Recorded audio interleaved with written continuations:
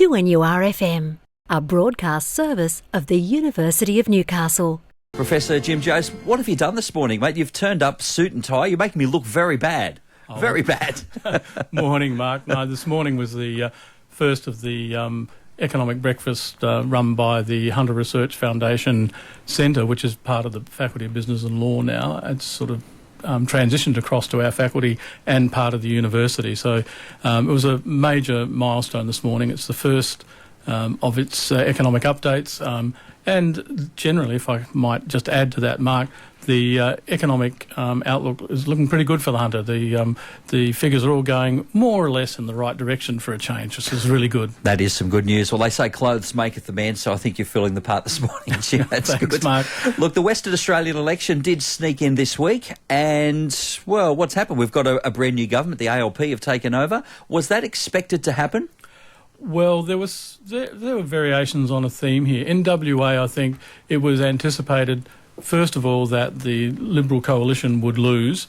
They were on the nose for a number of reasons, possibly economic mismanagement and the promise to, or one of the issues that the election was fought on was a privatisation issue, and that didn't resonate well with voters. The Labor Party was perhaps expected to win if you were in WA, but for those of us living over here on the eastern seaboard, outside of Western Australia, there was a lot more attention focused on the role of One Nation and its impact on that election. Its impact at the lower house level, where the government is formed, yes, statewide it picked up about 4.8% of the vote. In some seats it picked up a little more, and others not much at all. But its impact on the WA election was not all that great. It will get one, maybe two seats in the upper house. And you asked whether it was expected this particular outcome with the Labor Party. I think you could say in WA, yes, it was, that the Labor Party was poised to take victory. The Liberal National Coalition suffered a pretty big swing overall. Something like 15% for the Liberal Party, not so big a swing for the Nationals, but they had 5 seats. They will probably end up with 5 seats. The Liberal Party is losing a number of seats, and it's probably more reeling, shall we say, from the shock of the election than it didn't perhaps anticipate to go down so hard.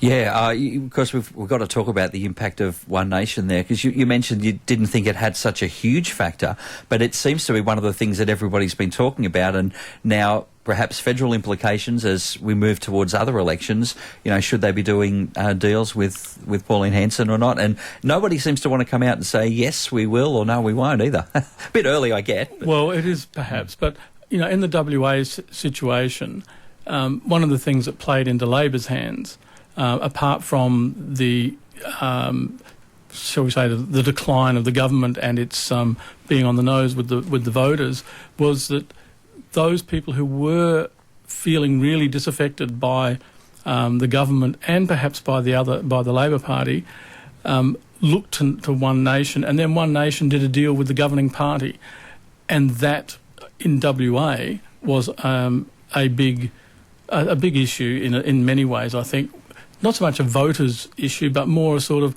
hey, we're looking for an alternative, and now you're lining yourself up. Now, Pauline Hanson may well be right that voters don't understand necessarily how preferences work and all of that sort of thing.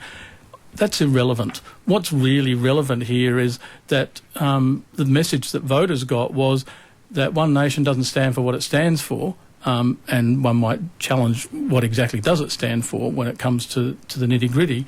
But what we saw in WA was that it was prepared to line up with the party in power in order to enhance its own standing, and that did not work well with voters. The other thing, if I can quickly say, Western Australian politics is slightly different. It's a bit like Northern Territory politics and a bit like Queensland politics.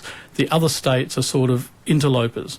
And another factor that sort of possibly operates in WA was that this was the East Coast sending over, this is Pauline Hanson's One Nation coming over, and the party powerful, shall we say, in the East Coast were sort of looking to get involved with the WA election. And for Western Australian voters, it's sort of like, this is our little area, and we're not keen to have you people from the big cities over on the East Coast interfering or messing around in our election. So the swing to Labor is the biggest win it's had in probably 35 years, since the late 80s. It's likely to get 40 seats.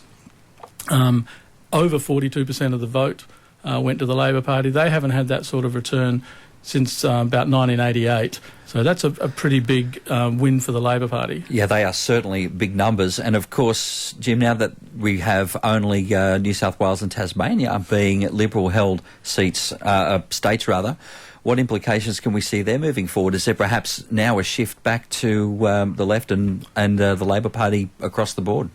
Well, I think before we just move on to that, Mark, just the other element of the WA election, Labor won't have control of the upper house, so it will have 15 of the 36 seats. That's what it's looking like at the moment.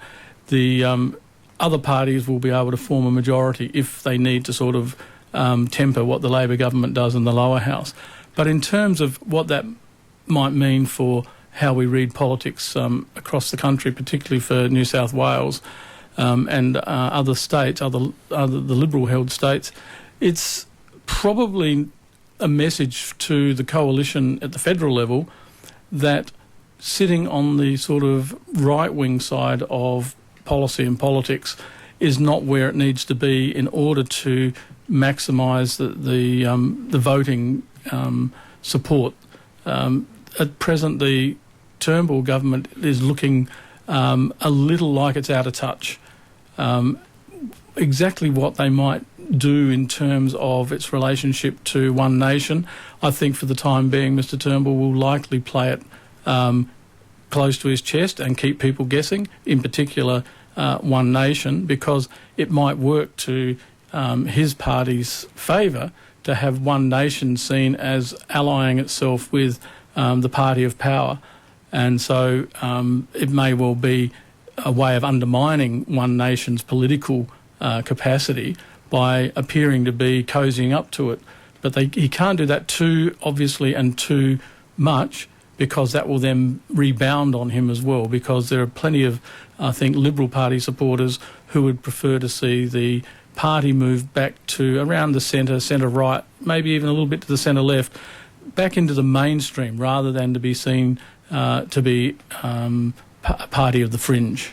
I guess a message to Malcolm Turnbull, and he's got a little bit of time up his hands to do a bit of tweaking and figuring out how that'll work for him. But some interesting results out of the Western Australian election. Certainly, that's for sure. Mark. The time up his sleeve may be shorter than he thinks, because there are people sharpening knives in the back room. So he needs to be a little more canny about how he operates. That sounds like some good advice for him. Thank you, Jim, for joining us this week. My pleasure, Mark. As always, that's Professor Jim Jost talking politics with us right here at 2NURFM 103.7.